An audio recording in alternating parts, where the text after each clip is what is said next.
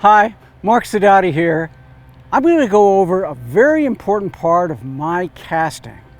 And it is really an important part of my casting when I want to cast long. And that's weight shifting. How I shift my weight from my back part to front. Oftentimes from back foot to front foot. But I have a weight shift when I do that. Oftentimes I'm back cast and I'm forward cast. And what I discovered was that I actually have a weight shift on any length cast I make, from very short to very long. I just don't use my wrist, I just don't use my arm. I do get my body into it, but as you'll see, that sometimes it doesn't look like I'm shifting my weight at all, but I know I am. So with a short cast, I will do it because I get, me personally, more control. So even if I make a short cast like that, and you don't see me making a shift, right? Shifting from back foot to front foot for presenting on a forward cast, I am, when I'm casting well, I make a weight shift. As I increase the line outside my rod tip and I make a progressively longer cast, I'll lean just a little more. If I want to make a cast a little longer, it may not even look like I'm making a weight shift at all, but I am. I'm going from my weights shifting from my back foot to my front foot for that forward cast, and back again when I'm making a false cast or I'm making a backwards cast.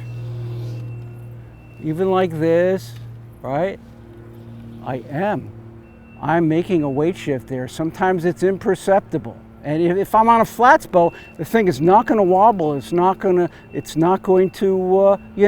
shake at all, because you have to learn to control it if you're going to cast this way. Now, when you cast longer, yeah, you're going to use a weight shift.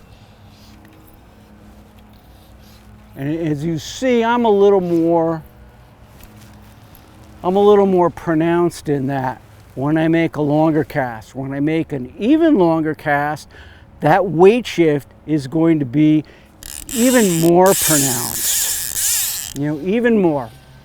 But for me, I gotta do it simply because I'm a small guy, I'm not Aaron Judge. I'm not the size of, say, Steve Rajeff, So I got to use everything I can. And if I use a weight shift, when I use that weight shift, it really, really works. So you see, not the way I'm using my entire body. My arm is, I'm extending, pretty much so.